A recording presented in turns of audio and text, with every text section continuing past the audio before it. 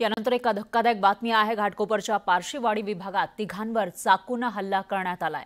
भांडण झालं होतं म्हणून हा हल्ला केल्याची माहिती आहे। तर या प्रकरणामध्ये घाटकोपर पोलिसांनी गुन्हा दाखल केला आणि हल्लेखोरांना अटक केली आहे। या घटनेचा व्हिडिओ आता व्हायरल झालाय।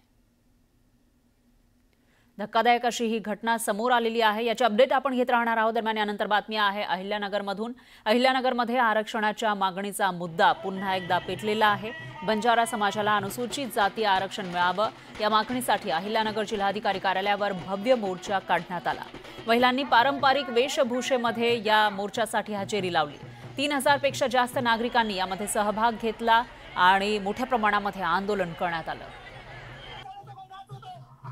बंजारा समाजाला एसटी मध्ये आरक्षण मिळावं या मागणीसाठी अहिल्यानगरच्या जिल्हाधिकारी कार्यालयावरती मोठा मोर्चा काढलेला आहे। बंजारा समाजाचे ज्या महिला ज्या आहेत त्या आपल्या पारंपरिक वेशभूषेमध्ये स्थित आहेत आणि त्यांनी पारंपरिक वेशभूषा करून शासनाकडे यांची एकच मागणी आहे की आम्हाला कुठल्याही परिस्थितीमध्ये अनुसूचित जातीमध्ये आरक्षण मिळावं।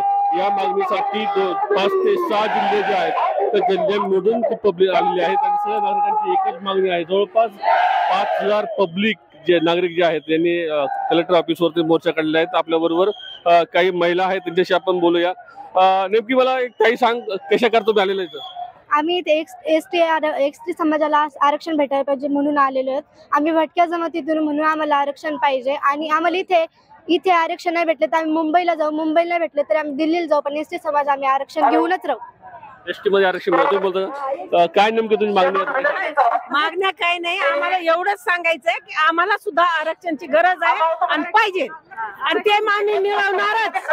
ते आमचा अधिकार आहे, हक्क आहे, म्हणून आम्ही आरक्षण घेऊनच जाणार। इथं नाही भेटलं मुंबईला जाऊ, मुंबईला नाही भेटलं दिल्लीला जाऊ, पण ऊसतोडी समाज आहे आमचा म्हणून आम्हाला काय आमच्या समाजाला आरक्षणाची गरज आहे, म्हणून आम्हाला आरक्षण पाहिजे।